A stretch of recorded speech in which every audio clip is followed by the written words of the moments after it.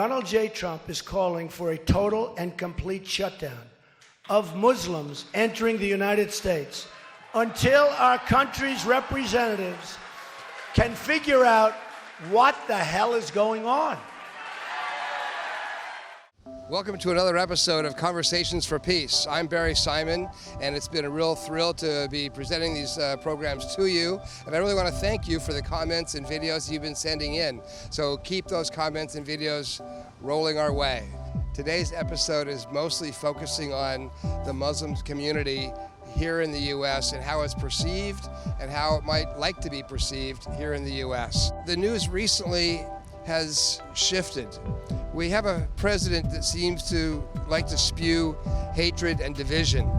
Not only do I want to see this president removed from office as soon as possible, preferably through an election landslide victory of an opponent, and then I'm hoping he leaves peacefully. His continual demeaning of non-white people is really disgusting.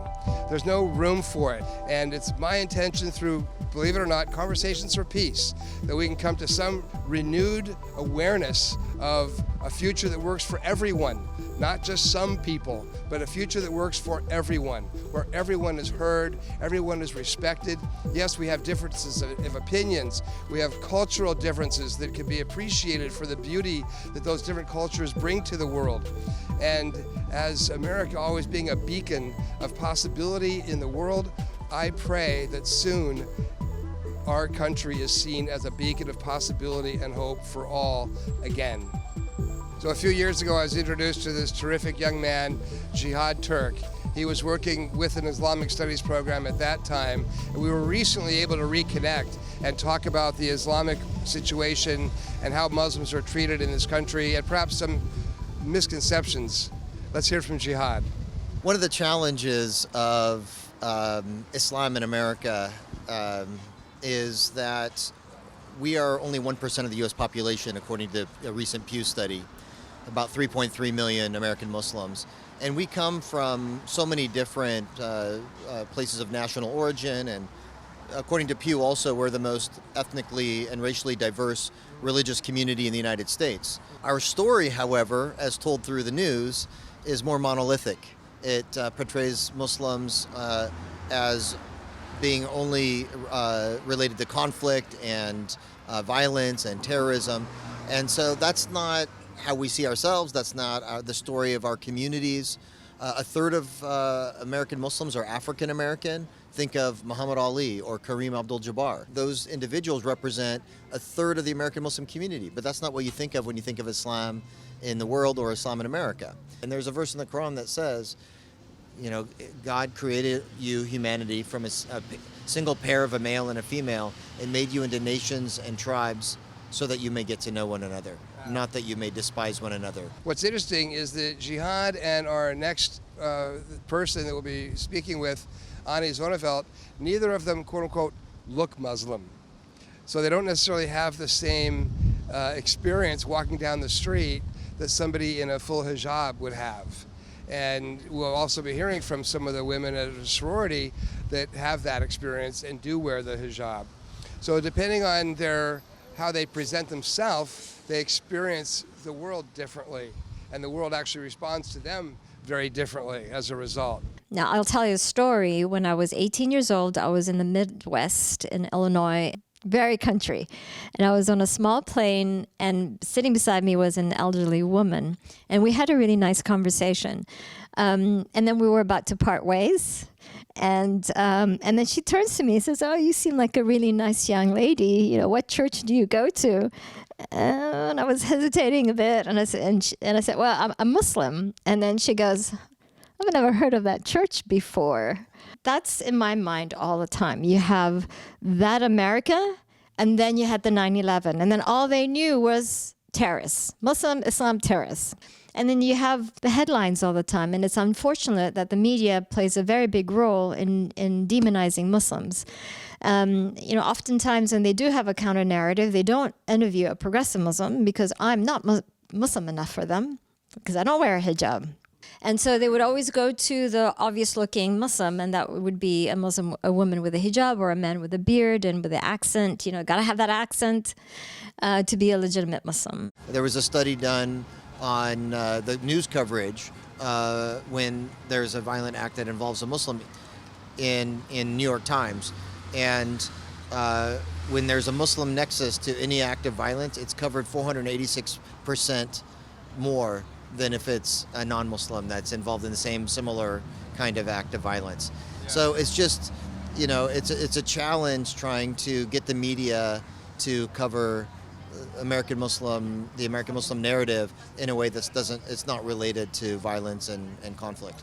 Do you get blowback from part of the Muslim community about bringing progressive ideas to the Muslim community? Statistically, the American Muslim population is progressive. It's the institutions that are not, and they are the ones that the media goes to. It would be equivalent to the media interviewing the Orthodox Jews in America and says, well, look at your American Jew, and having that Orthodox be represented, I think the American Jewish population would be blowing up. As far as blowback from the American Muslim community, you know, we live in America, so there's freedom to practice your religion however or not. What has been resonating is the fact that we are American, we just so happen to be Muslim, and our values totally coincide with each other, and that is resonating more and more with the younger American Muslims in particular, because they're Americans. So what I found interesting about Ani's comments is the lack of media reaching out to the more moderate or progressive Muslim community. They want the beard, they want the accent, they want the radical sound instead of the more progressive, perhaps the more common voice of the Muslim community. Instead, they focus on the negative side. And as a result, we've all come to believe that all Muslims are full of hate. And that just isn't the case. And I'm proud to be and happy to be able to say that and share Ani's views of about what's possible by considering a more progressive or more moderate Muslim view. So thank you to Ani for the work that she's doing. And tagging on to that, I was recently at a United Nations Association conference at the UN and met several women that have formed the first Muslim sorority in the US. And I was just so excited to hear that and to meet them. Let's see what they have to say. So my name is Samira Maddox. I'm the founder of Mu Delta Alpha, the first Muslim sorority in the United States. They're the Mu Delta Alpha Leadership Academy for Girls. So that's what a part of my organization does. We empower and encourage young girls to be leaders. What would be possible in your community and in the community in the world if there was more peace, cooperation, understanding between the Muslim community and the rest of the world, or between all people and the world? For me, first of all, as a Muslim, I think one of the misconceptions is that we Muslims, we do not believe in peace. But one of the things that when we see each other as Muslims, we say Assalamu alaikum, meaning peace be upon to you. So that's the first thing we say, and that's something that we Muslims have to encourage other people and other Muslims to be involved in. A lot of peace talk, a lot of reaching out to the other people and talking to them and killing these misconceptions that we Muslims, we are not about peace. But that's the first thing, that's the fundamental thing about Islam. Islam is teaching us is peace, and this is our message. How do you see a bridge being established between the Muslim community and the greater community? Creating programs like this, right? Programs that support leadership, education, mentorship, empowerment of women. This is what builds the bridge between us and the American community in general. Remember, these girls are all born in America, so they're not different from anything else. So they live here, they're born here, they don't know anything else but the American culture. And one of the things that, as us Muslims, we want people to reach out to us. Don't look at us as if we're scaring you or you're scared of the other or whatever. We're more scared of other people, than they should be scared of us. First of all, we're women. You know, I'm a woman of color. I should be very scared. I'm an immigrant. I should be extremely scared right now. Yeah. And many other things that comes with me. But those are things that I celebrate. Those are my strengths. Yes. So if people get to know people like Muslim women like me, we will have one thing in common, and that's to create the common good in every human being. That's what we want. We want peace. We want education. We want a piece of the American pie. That's what we're doing right now. Piece of the American dream. A piece of Absolutely. the American Okay. dream. Yes, it is. It's not just about the Muslim community getting understood as it is about other communities reaching out to be understood and Yes. to understand the other. As you Yes. Yeah. And it's even the media, you know, if the media, you know, they don't show people like me. You know, they don't show people like us That's right. who are bringing change, who are making change, who want to make the world a better place to live. So we are creating these spaces for us in order for our voices to be heard. If the space is not going to be given to us, we're going to make that space. And what would be possible for you and your colleagues and your sisters in the sorority? What would be possible if I could wave a magic wand and all those issues and concerns weren't there? What would that make available for you and your sister sorority mates? So it would be breaking barriers for us, one. It will be giving us funding, two, to do amazing programs like this. And it will create safe spaces for us that we can walk in and our voices could be heard. Because right now we have to, those barriers, we have to keep breaking them. But once, if you raise your magic wand, like Harry Potter's wand, that would be amazing. So we would have all those things to us, available to us. Have you experienced hatred against you? I think hatred shouldn't, it's not necessarily directed to me as a person, but when it's directed to a group of people, it's automatically subjected to you.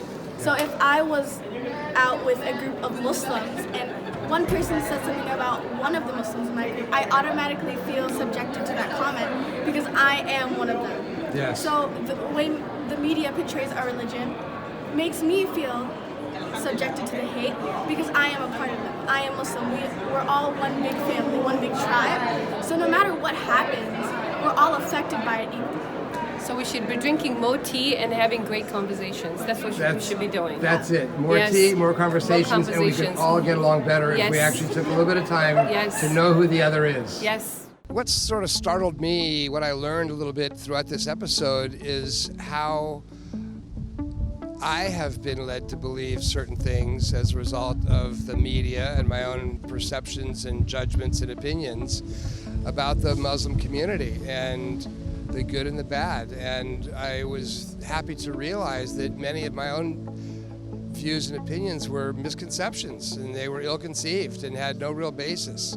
And so it was nice to know that people like Jihad and Ani are doing the work that they're doing, and the girls in the sorority are doing the work that they're doing to promote a world of understanding and appreciation for the other. We hear a lot about the other today, and their commitment to being understood and to being a significant contributor to the American society is without question. In future episodes, we'll get into the situation that other groups are experiencing, whether it be people at our own U.S. border currently or other groups or organizations that are being sort of singled out apparently these days. So we'll get into some of those other conversations as we go forward.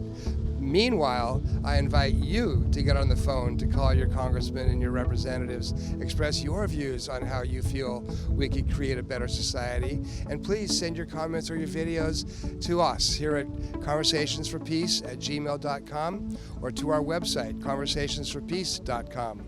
I look forward to hearing from you. Thanks so much for tuning in. Have a good day.